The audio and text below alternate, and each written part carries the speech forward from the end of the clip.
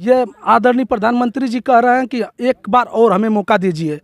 75 बरिस की उम्र में मौका मांग रहे हैं, 22 बरिस की उम्र में रिटायर कर रहे हैं, वो बच्चे किस परिवार में जाएंगे आप बताइए हमें। आने वाले समय में यहाँ पे चुनाव होने की भी संभावना नहीं है। जिस प्रकार अफजाल अंसारी नेता भी हैं जो है कि उनके परिवार के पूरे नेता हैं, गरीबों के एक मसीहा साहब। जहाँ भी गाजीपुर जिले से, गाजीपुर लोकसभा से किसका पल्ला भारी है? आप लोग किसको पसंद कर रहे हैं इस समय? हम लोग पसंद कर रहे हैं क्योंकि अफजाल अंसारी साहब को, इसलिए कि माननीय राष्ट्रीय अध्यक्ष हमारे अखिलेश यादव जी ने उनको जिम्मेवारी दे के हमारे विधानसभा गाजीपुर 75 लोकसभा में उतारे हैं। हम उनको जिताएंगे, इसलिए कि हमारे जो भी उत्तर प्रदेश में माननीय राष्ट्रीय अध्यक्ष अखिलेश यादव जी जब आते हैं तो बेरोजगारी एकदम हटा देते हैं, युवाओं के लिए रोजगार देते हैं, युवाओं के लिए शिक्षा देते हैं, स्कूल बनवाते हैं, रोजगार बढ़ाते हैं, वैकेंसी निकालते हैं। कोई ऐसा व्यक्ति नहीं रहता है कि जो कहता है कि हम बेरोजगार हैं।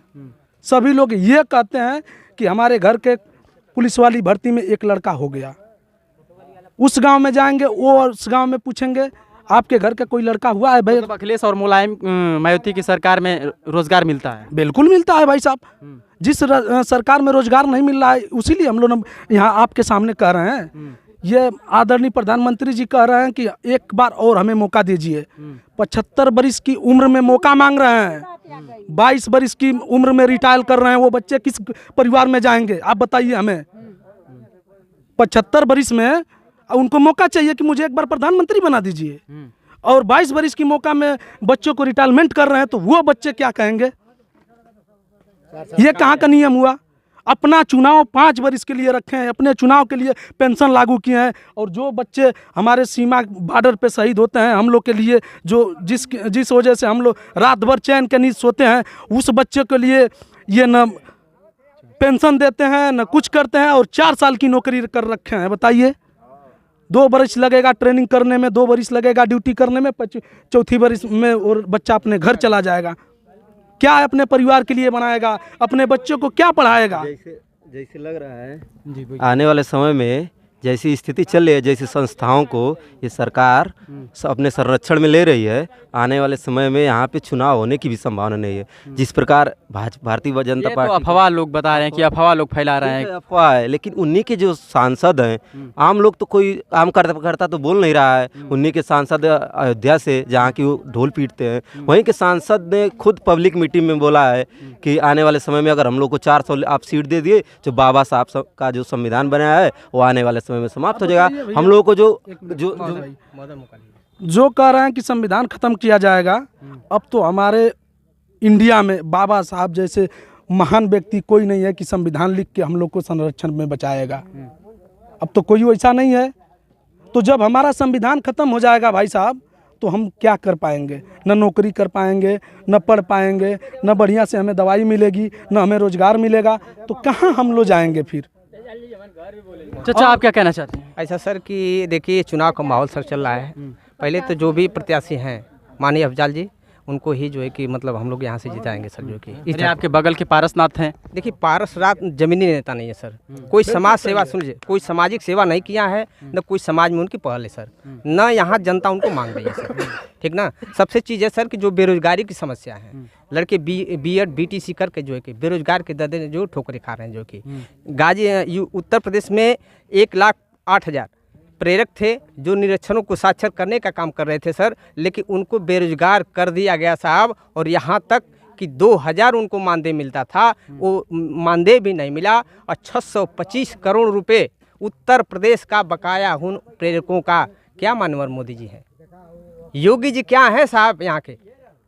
कैसे देश चलेगा और कैसे संविधान चलेगा?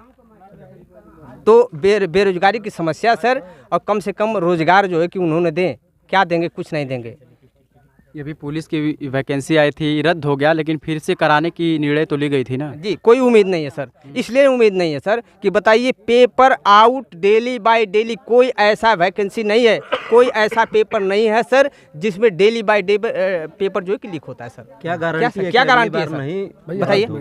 जब सपा की सरकार थी या बसपा की सरकार थी, तो हम लोग का फीस आधा पे किया जाता था। जैसे कोई भी वैकेंसी जब आती थी तो अदर लोग का अगर 450 रुपया लगता था तो SC वर्ग का उसमें 250 रुपया लगता था। लेकिन इस वाली पुलिस वैकेंसी में जो पुलिस का वैकेंसी निकाले थे SC का भी फीस उतना ही था।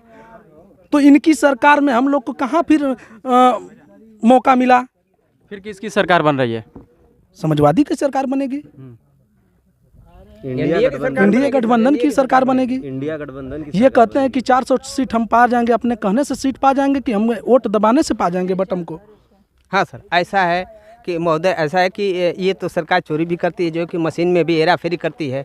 चुनाव जीतने का ये उनका मुद्दा जो है कि ज़मीनी जो है कि कोई स्तर उनका नहीं है सर। जो है कि गरीबों को सिलेंडर कहते हैं मुफ्त में, 400 सिलेंडर था सर। आप बताइए आज की डेट में 1100, 850, 900 रुपये जो सिलेंडर बिक रहा है, हम कहाँ, हमको सस्ता है साहब? कहाँ गरीबों को देखा जाए तो समाजवादी पार्टी की सहयोग से इंडिया गठबंधन की सरकार बनने जा रही है। हाँ बिल्कुल बनेगी आप लोग का कहना सर, है? एकदम बिल्कुल सर बनेगी, और उनको हम लोग जिताएंगे सर। जमीन के नेता भी हैं, अफजाल अंसारी नेता भी हैं, जो है कि उनके परिवार के पूरे नेता हैं। गरीबों के एक मसीहा साहब, जहाँ भी गरीबों पर जो है कि अत्याचार होता है, माननीय जो है कि अफजाल अंसारी, मुख्तार अंसारी जो है कि गरीबों के साथ जो है कि रहने का काम किए, खड़ा होने का काम किए, उनकी दवाई का काम किए, उनको जो है कि लड़ने का काम किया। हर जगह उन्होंने साहब लड़ा है। इसलिए हम समाजवादी के साथ हैं और समाजवादी को सर जिताएंगे। आज बीजेपी की सरकार है, आप भी मोटरसाइकिल से चल रहे हैं। जिस दिन कांग्रेस की सरकार थी उतना कई रुपया लीटर आप पेट्रोल भराए हैं अपने गाड़ी में? 65 रुपया ना। आज की डेट में पेट्रोल और डीजल में कोई अंतर यानी नहीं। महंगाई हो गई है। महंगाई से निजात पाने के लिए आप लोग समाजवादी को वोट करेंगे? बिल्कुल करेंगे सर। चलिए दोस्तों, कहीं ना कहीं उत्तर प्रदेश में गाजीपुर जिले में थे और गाजीपुर में देखा जाए अफजाल अंसारी को समाजवादी पार्टी से उतारा गया है और लोगों का कहना है कि अफजाल अंसारी को जीता करके एक बार फिर से महंगाई की मार को समाप्त करना है। तो दोस्तों, आपका क्या विचार है? अपना भी विचार कमेंट सेक्शन में ज़रूर बताइएगा। बहुत बहुत धन्यवाद।